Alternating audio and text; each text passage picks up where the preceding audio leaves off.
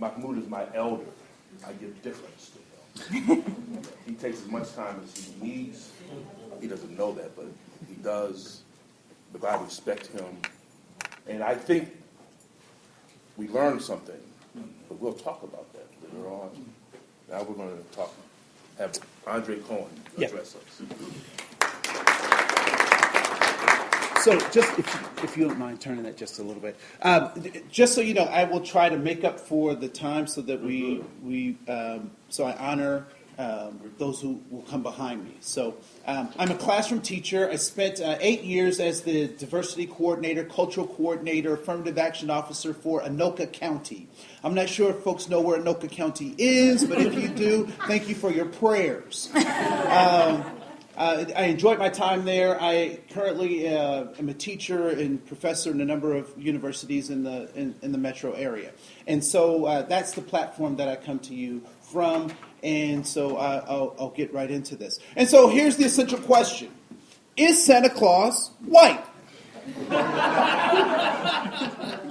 Right? So if you look on my Facebook post, you will see that there is this feed, and it's the longest feed that I've ever had on my Facebook post. It's over 225 responses to this conversation about Santa Claus and Christ being white.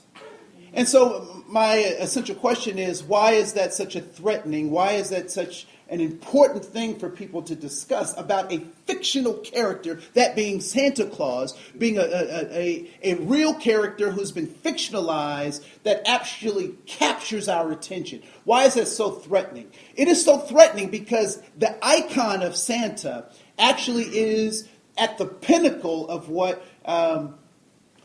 El-Kati was just talking about. That white supremacist model is hinged upon the indoctrination of both children of color and white children. One of the things that, and I'll display this in my piece, that I also think is very problematic for white people is the concept of white.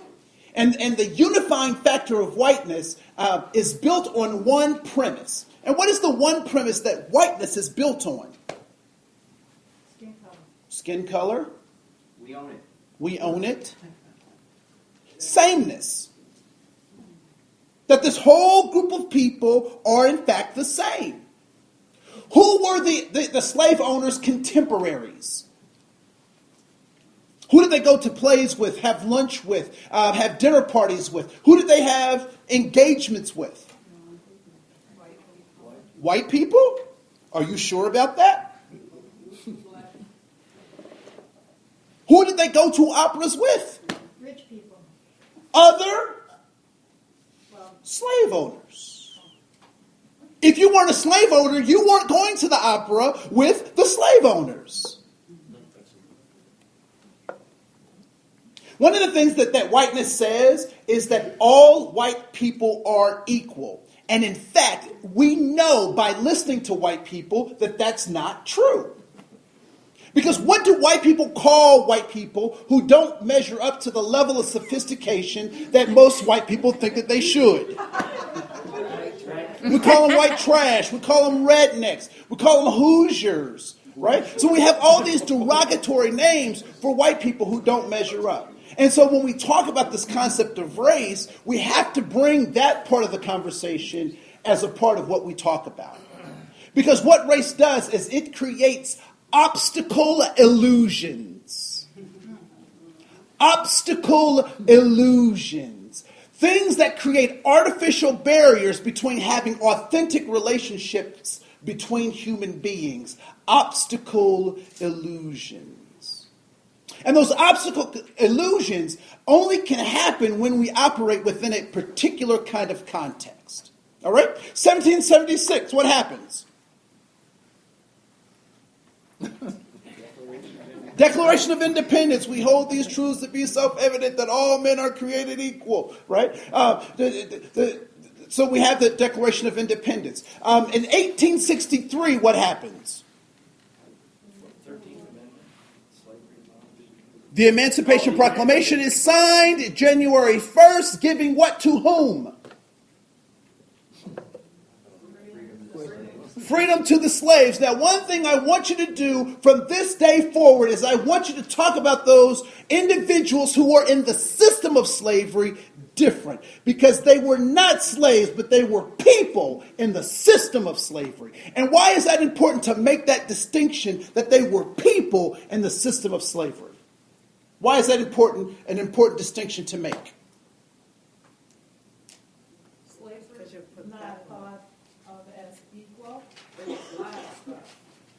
Slaves are things. And as long as we continually think about people as things, we don't mind victimizing them. Right? Think about the system of domestic violence, right? One of the things that the perpetrator does is he dehumanizes the victim of that interaction between him and the other person, because he wants to change them into a thing. That's why our military is not supposed to fraternize with the enemy, because it's hard to kill somebody that you know. And so context becomes extremely important. And a lot of times, I don't know if you've gone to a cultural competence training, and I think those things are excellent. I think they miss one important piece, which is the context, because context actually drives behavior. And so in 1863, liberty was given to those people who were in the system of bondage. 1924 is important. Why? Native Americans get the right to be American citizens. 1924, we'll pause for the irony. Right? 1920, women get what? The right to vote. 1964, Civil Rights Act that did what? Ended segregation and defined discrimination as a legal process, right? So if I'm walking down the hall and one of my coworkers swats me on the butt and we're not on the softball team together, what do? Sexual harassment, right? So I file something with HR, and then that takes down this whole legal path, because that is discriminatory according to 1964. Context is everything. 1978. Why is 1978 important? Because Native Americans get the right to religiously practice the way they want without any legal ramifications. 1978. We'll pause for that irony as well. And then 1990, the Americans with Disabilities Act, and later we can talk about equal marriage amendments and DOMA and all those kinds of things. But context is everything. So when I think about 1863 to 1964, people who were held in bondage in 1863 now get equal rights under the law everywhere, and other folks get equal rights in 1964. How long is that? 101 years. And people said, Martin, you're moving too fast. So in 101 years, what kinds of institutions are set up in that 101 years? Universities are set up. What else? Grocery stores, industry. We've gone through the industrialized revolution in that period of time. So between 1863 and 1964, one could argue that every institution that was developed was a racist institution. And so when people talk about, systemic oppression or systemic stuff, and they say, well, it's been undone. I got to tell you, we got a lot of work to do to make up the ground of 101 years. And so when I look at particularly African Americans, I'm not concerned with their current state. I just know they need 101 years to catch up. Unfortunately, some of us don't have that much time.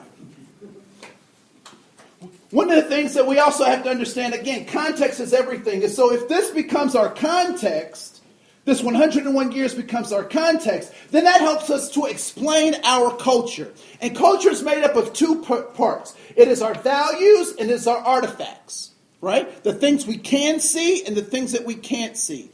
What was it that did the Titanic in, the unsinkable ship? What was it that actually did that ship in? It was an iceberg. But did they not see the iceberg? Okay, so also is the confidence that it couldn't be sunk, but they saw the iceberg. Why didn't they just move around the iceberg? They were trying to save time. They were trying to break a record. So they were trying to break a record. They were trying to save time. What they saw was the tip of the iceberg. And it was actually the part of the iceberg that they could not see that ripped the hole, right? And so all too often when we talk about this concept of race, what we see physically is such a small part of what is truly true about an individual. And I will tell you, you will not get to see my values if we're not in relationship to each other. And so the tip of the iceberg becomes stereotypes. TV, movies, news media outlets love the stereotypes, the artifacts, because they can sell that back to us either in our greatest dreams and ambitions or in our worst fears. And so when we talk about personal accountability, what we also have to understand is that culture is based on the context. So in Minnesota, there are certain behaviors that we have here that they do not have in Belize. That's true. What kind of things do we do here in Minnesota that they do not do in Belize? Wear parkas, shovel snow, ice fish, winter carnival, right? No, they might have passive-aggressive people in she said Minnesota nice, right?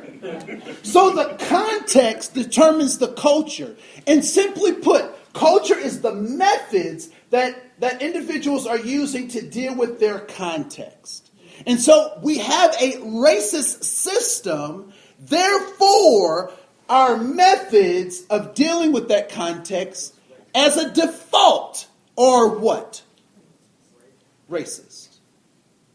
Although we individually may not necessarily be exhibiting or trying to support those things, but the methods of dealing with this particular context through this culture lends themselves to us participating in the system of racism unless we are not. And this is how we change that. Social workers. What are the two determinants of human behavior?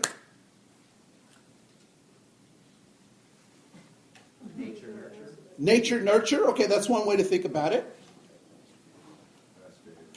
Past behavior. Okay. Emotions and thoughts. Emotions and thoughts. Like you'll ask a kid to do something and they'll say, I don't feel like it. Anybody ever heard that? Right? So they emotionally don't feel like it. So thoughts and emotions dictate people's behavior. And so if we look at the 1964 Civil Rights Act, it defines discrimination for us. It tells us what it is. It tells us what to do about it. It gives us guidelines on how to decrease racism and discrimination in our organizations and in the world, particularly in the United States.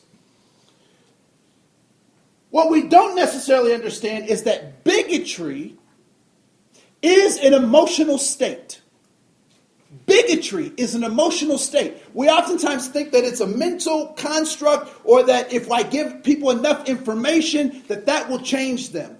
Has anyone ever had a sad friend?